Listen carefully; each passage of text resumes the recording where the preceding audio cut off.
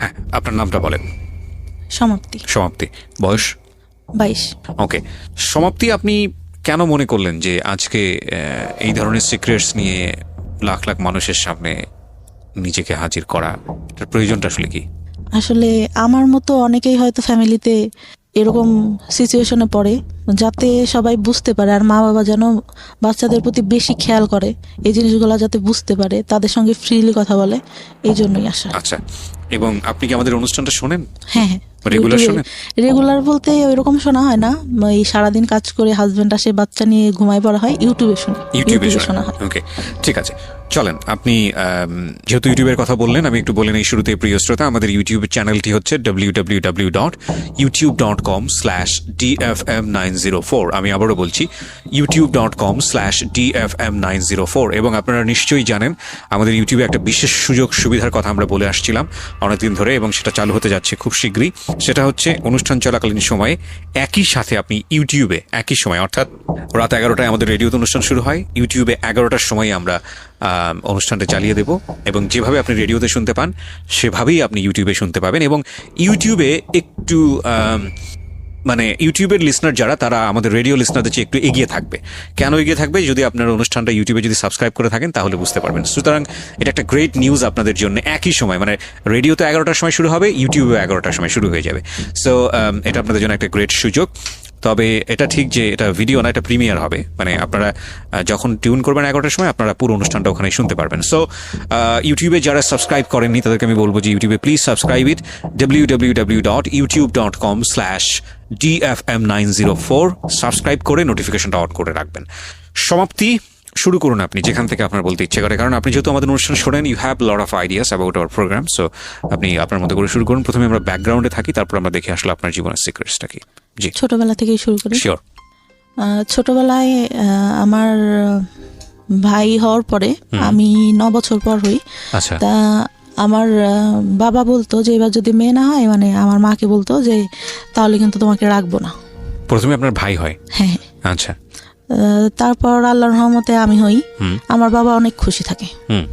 আমাকে ভাইয়া যখন হয়, আমার মায়ের বয়স হয়তো তখন 13 বছর। জি। আমার বাবা লজ্জায় আমার ভাইকে কখনো কোলে টোলে নিত না, তা আমাকে অনেক আদর করতো। আচ্ছা। অনেক আদর করতো। আমি ছোটবেলা থেকেই মানে গ্রামে বড় হই, তা সবাই যেরকম বলে যে সোনার চামচ মুখে দিয়ে জন্ম, ওর হচ্ছে এরকম। মানে আমার দাদার একটু সম্মান, আমার দাদা ছিল হচ্ছে প্রাইমারি স্কুলে চাকরি করতো, আর আমার দাদা মারা যাওয়ার পরে আমার বাবার মানে সবকিছু ঘাড়ে সংসারের কাজ টাজ পড়ে। আর আমার বড় চাচা হচ্ছে পড়ালেখা করতো, ছোট চাচাকেও আমার বাবা পড়ালেখা করায়। আচ্ছা। পড়ালেখা করালে আমার চাচা একটা টাইমে হচ্ছে মানে একটু বড় হই, তখন একটু বুঝতে পারি, হয়তো 4-5 বছর বয়স, তখন থেকে মানে আমাকে কিভাবে যেন মানে ভালো করে মানে ব্যাড টাচ যেটাকে বলে ওরকম করতো। আমি বুঝতাম না, তখন তো বুঝি না আসলে এগুলা কি, ওটা বোঝার বয়সও না আমার। মানে আপন চাচা? হ্যাঁ, আপন চাচা, ছোট চাচা। ওকে।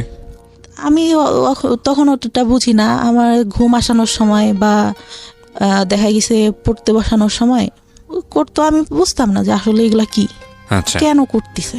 ওকে। তা আমার বাবা একটা পর্যায়ে বুঝতে পারে, তার অ্যাপেন্ডিসাইডের অপারেশন করে, তার সামনে মানে ঠোঁটে কিস করা যেটাকে বলে ওটা করে। আমি ভাবি ছোট তো তখন, এটা তো বুঝি না কি।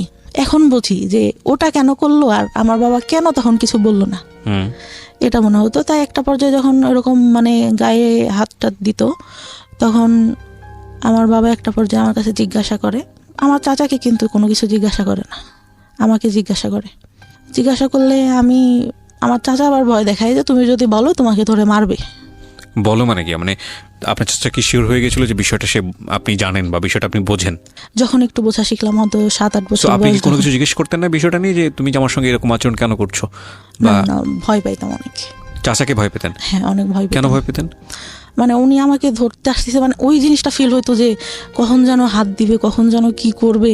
মানে উনি আসলে পরে আমি ঘর থেকে একটা বেরোনোর অজুহাত খুঁজতাম। তো আপনি তখন 4-5 বছরের বয়স। 4-5 বছরের বাচ্চারা তো অনেক বেশি স্পন্টেনিয়াস হয়, মার সাথে ফ্রি হয় বা ভাইয়ের সাথে। আপনার ভাই তো বড়ই ছিল, পড়ালেখা করতো, ওরকম করে মানে অতটা ফ্রি ছিলাম না। তো বাবা বিষয়টা জানার পরে আপনাকে প্রশ্ন করে? হ্যাঁ, তখন হয়তো 7-8 বছর বয়স হবে। তখন 3-4 পড়ি হয়তো। আচ্ছা, তা আমি মানে বলি যে না, তা বলে আমি তো দেখছি। আমি বললাম, আমি তখন কথা বলি না কোনো। তাহলে আমি কি তোর চাচার কাছে জিজ্ঞাসা করবো? আমি বলি যে সেটা তুমি জানো। তা সে জিজ্ঞাসা করে কিনা জানি না, আমার চাচা জিজ্ঞাসা করে তুমি কি তোমার আব্বুরে কিছু বলছো? আমি তখন আমার বাবা আবার বলে যে আমি তোরে জিজ্ঞাসা করছি, তুই এটা তোর চাচারে বলবি না। আমি বলি না, বলি নাই কিছু। বলে আচ্ছা ঠিক আছে। রাতে ঘুমাই থাকতাম, আমার দাদির সঙ্গে শুইতাম। সে রাতে উঠে এসে আমার গায়ে মানে টাচ করতো। আপনার দাদির সঙ্গে আপনি ঘুমাতেন, চাচা এখানে থাকবে কেন? অন্য রুমে থাকতো, রাতে যখন সবাই ঘুমাই যেত তখন উঠে আসতো। তো ভয়ঙ্কর বিষয়গুলো। এবং আপনি কিছু বলতেন না? কি বলবো, কি মানে তখন তো এটা বুঝি না ভাইয়া, শুধু টাচ করতো। তো বাট আপনার তো ভয় লাগা উচিত। মানে আমি জানি না, প্রশ্নগুলো আমার আসছে বলে আমি করছি। আমি অতটুকু বয়সে যতটুকু সোরা পড়তাম, যতটুকু যার কাছ থেকে শুনছি যে এই দোয়া পড়লে রাতে কোনো খারাপ কিছু হবে না বা কোনো কিছু কেউ করতে পারবে না, আমি ওইটা পড়ে ঘুমাতাম যে হয়তো আজকে কিছু হবে না, কিন্তু সেই জিনিসটাই হতো। ওকে, আপনি বলেন। হ্যাঁ, আমার অনেক কথাই বলার আছে। আমি বহুবার বলেছি এবং আমি আবারও বলছি যে রেডিও ইন্ডাস্ট্রিতে আমি যেসব বিষয়গুলো নিয়ে কাজ করেছি লাস্ট 10 ইয়ার্সে, তার মধ্যে এই যে চাইল্ড সেক্সুয়াল অ্যাবিউজ, এই অ্যাবিউজের উপরে যে যারা এরকম ঘটনার মুখোমুখি হয়েছেন তাদেরকে ফ্রন্ট লাইনে নিয়ে এসে তাদেরকে স্পিক আউট করা, বলানো তাদের মুখ দিয়ে, এই সাহসটা আমি দুর্দান্তভাবে দেখিয়েছি। সেটার জন্য আমাকে নিয়ে অনেকে সমালোচনাও করেন, অনেক বাজে বাজে কথাও বলেন, অনলাইনে বলেছেনও। সেগুলো দেখে আমি কান তুলিনি এই কারণে অনেকে মনে করেন যে এই ধরনের কথা রেডিওতে আসা উচিত না। অনেকে মনে করে যে এটা এক ধরনের বেহায়াপনা। অনেকে মনে করে ঘরের কথা ঘরেতেই রেখে দেওয়া উচিত। আমি মনে করি এটা একটা ঘায়ের মতো, পচা ঘা, নোংরা একটা ঘা।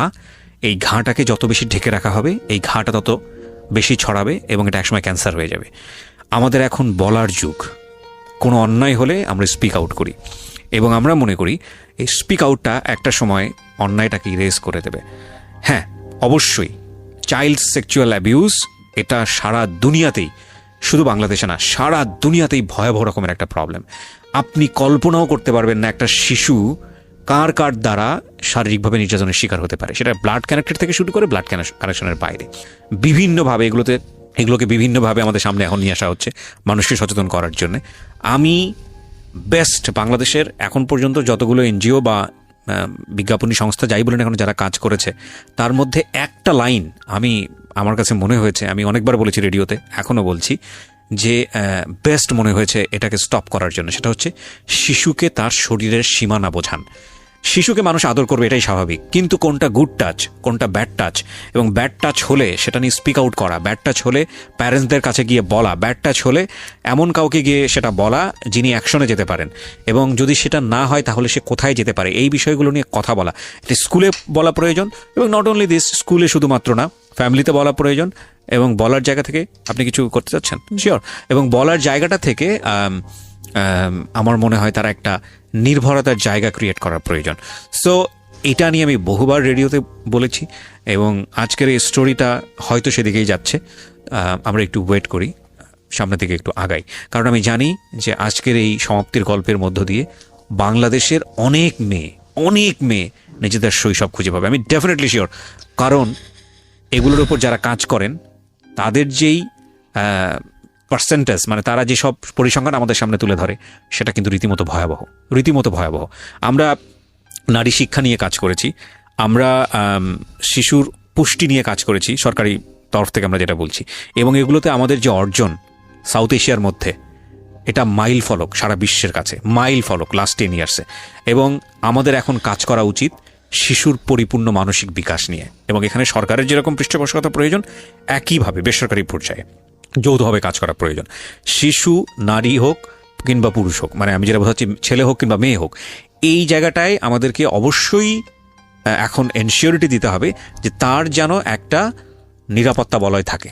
কারণ এটা যে কত ভয়ানক একটা ব্যাপার একটা শিশুর মানসিক বিকাশের জন্য, এটা যে তাকে কোথায় নিয়ে যেতে পারে আপনি চিন্তাও করতে পারবেন না।